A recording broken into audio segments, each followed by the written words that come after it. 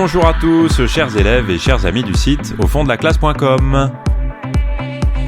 Dans cet épisode, nous allons vous présenter notre série consacrée au roman de Balzac, La peau de chagrin.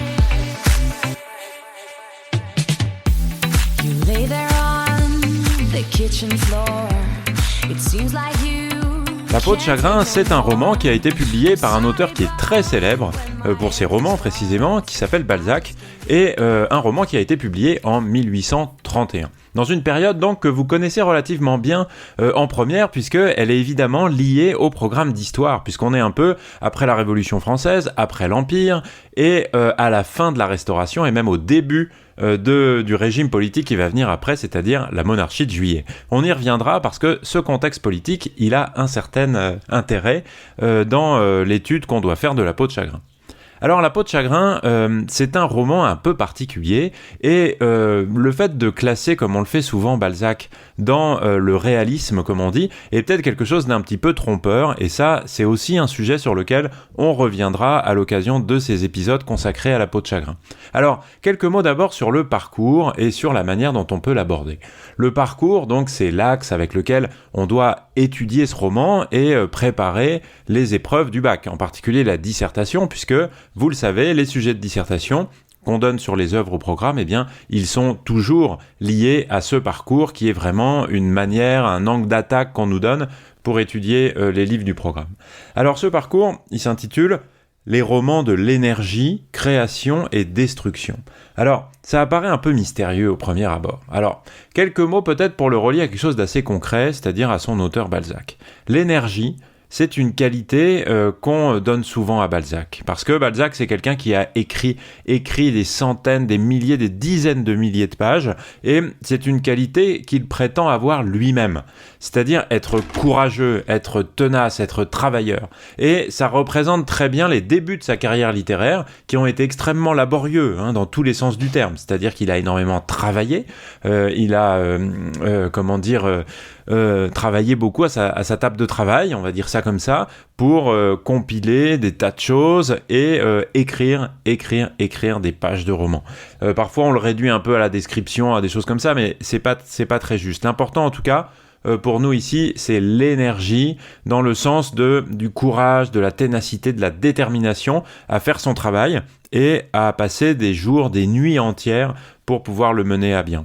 Et laborieux, c'est aussi, dans un sens un peu différent, la difficulté. Parce que le labeur, c'est le travail qui est dur et le travail qui n'est pas forcément récompensé de manière évidente. Et Balzac a eu une carrière littéraire qui a eu du mal à démarrer et a eu une vie extrêmement difficile pendant une très très très grande partie de son existence, et on peut même dire certainement toute son existence, et le succès n'est pas venu comme ça. Et à ce titre-là, l'énergie, eh bien, c'est une notion qui représente assez bien l'auteur du texte du roman qu'on a étudié ici. Et à ce titre-là, il est assez évident, évidemment, que le personnage principal de La peau de chagrin, qui s'appelle Raphaël de Valentin, et qui raconte aussi d'ailleurs lui-même ses ambitions littéraires, celles qui ont marqué la partie de sa vie qui précède le roman en fait, mais dont il parle à un certain moment, eh bien on peut dire que ce personnage il doit beaucoup à l'auteur du roman. Et l'énergie, c'est vraiment en premier lieu l'énergie créatrice, l'énergie destructrice, on pourra évidemment, on devra même en parler au cours de tous ces épisodes, eh bien, représente et l'auteur et le personnage principal de ce livre qui travaille, met énormément d'ambition et d'énergie à tout ce qu'il fait. Et à ce titre-là, bien, il faut vraiment le rapprocher de Balzac et du personnage de La peau de chagrin, Raphaël. Alors, ce roman, vous l'avez sans doute déjà vu, commence par un épigraphe, comme on dit, c'est-à-dire une petite phrase ou une petite chose qu'on met au tout début du roman, et ici c'est un dessin qui est issu d'un roman anglais de Sterne qui s'appelle La vie et l'opinion de Tristram Shandy, c'est comme ça qu'on l'appelle. Et vous avez sans doute vu ce dessin, c'est une espèce de moulinet, et qui évoque le caractère onduleux de l'existence. En tout cas, on peut l'interpréter de cette façon-là, c'est-à-dire le fait que la vie n'est pas linéaire, la vie n'est pas facile. On passe on fait des virages, on revient en arrière. Tout ça, c'est le caractère un peu laborieux de l'existence, sa difficulté. Et donc, ça renvoie tout de suite, et ça évidemment on va en parler beaucoup, à la dimension philosophique du roman. C'est-à-dire que on peut pas réduire ce livre à du réalisme, dans le sens un peu grossier qu'on pourrait donner à ce mot, c'est-à-dire à quelque chose qui a pour but de montrer la réalité telle qu'elle est, éventuellement en l'étudiant avant, etc.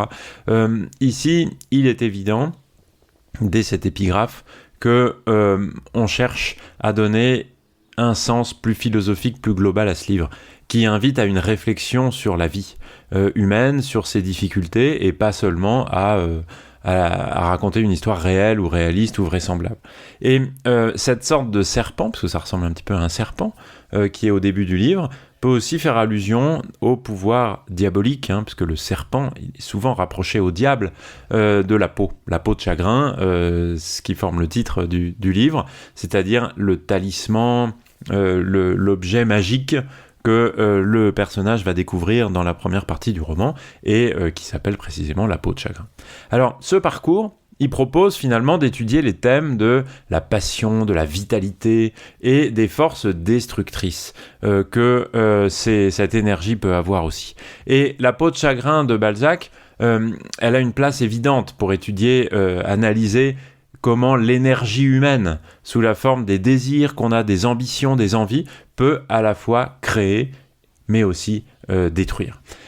Et analyser les dynamiques de l'énergie humaine, ça veut dire comprendre comment les désirs, les ambitions des personnages sont le moteur de l'action humaine, le moteur du récit aussi. C'est étudier les conséquences de ces désirs sur la vie des personnages et de leur entourage, mais aussi, comme je l'évoquais juste avant, étudier la dualité, l'ambivalence entre création et destruction. C'est-à-dire observer comment l'énergie créatrice peut mener aussi à la destruction et, dans le cadre du livre, identifier les moments où les aspirations des personnages se transforment en force destructrice.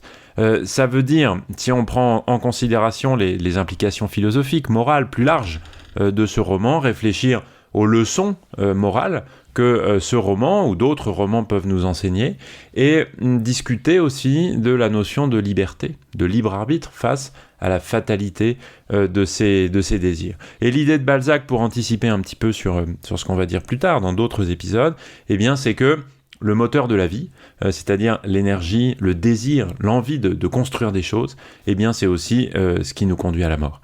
Et ce qui nous conduit à la souffrance, et donc un petit peu, on va dire, la fatalité, la tragédie de toute existence humaine. Et pour lancer quelques pistes de réflexion tout de suite, le talisman, comme on l'appelle souvent, la peau de chagrin, c'est-à-dire cet objet qui est découvert par le personnage au début, et le pacte un peu diabolique que Raphaël fait avec cette peau en l'acceptant, en fait, puisque Raphaël de Valentin, c'est son nom entier, en possession de cet objet, la peau de chagrin, voit ses désirs réalisés, un peu comme une lampe magique d'Aladin ou quelque chose de ce genre-là à qui on ferait des vœux, mais ça se fait au prix de sa propre vie, puisque chaque souhait exaucé réduit la taille de la peau de chagrin, symbolisant de cette façon-là la consommation progressive de son énergie vitale. Et on voit donc une quête de satisfaction et ses conséquences négatives, puisque Raphaël passe de l'euphorie, de la grande joie physique, des plaisirs immédiats, à la prise de conscience douloureuse de la précarité de son existence, puisque on se rapproche de la mort de manière inexorable et de plus en plus rapide. Donc le roman illustre comment la poursuite effrénée des désirs conduit à l'épuisement et à la destruction. Et dans ce sens-là, on comprend vite qu'il y a une dimension philosophique, une dimension qui porte sur qui est une réflexion globale sur ce qu'est la vie humaine dans la recherche du bonheur. Une réflexion qui, à travers les discours des différents personnages, prend forme, s'incarne avec différentes positions. Et Balzac, de cette façon-là, propose une réflexion sur la vanité des désirs humains et sur la sagesse de la modération.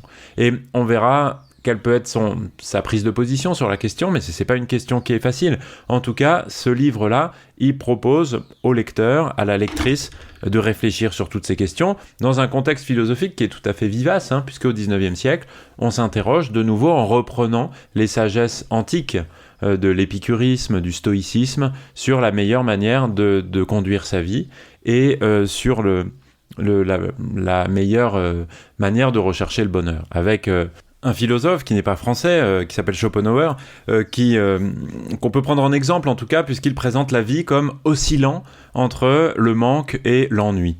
Parce que quand on désire, quand on désire quelque chose, obtenir quelque chose qu'on n'a pas, on est dans une situation d'insatisfaction, de manque, donc on souffre.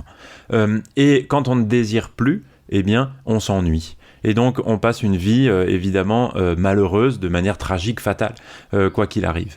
Voilà en tout cas ce que je voulais vous proposer comme élément de réflexion préliminaire, en quelque sorte à l'étude de La peau de chagrin de Balzac. Vous pouvez retrouver un certain nombre de choses sur le site internet aufonddelaclasse.com. Je vous dis merci beaucoup de m'avoir écouté et à très bientôt. Ciao ciao. You lay there on the kitchen floor.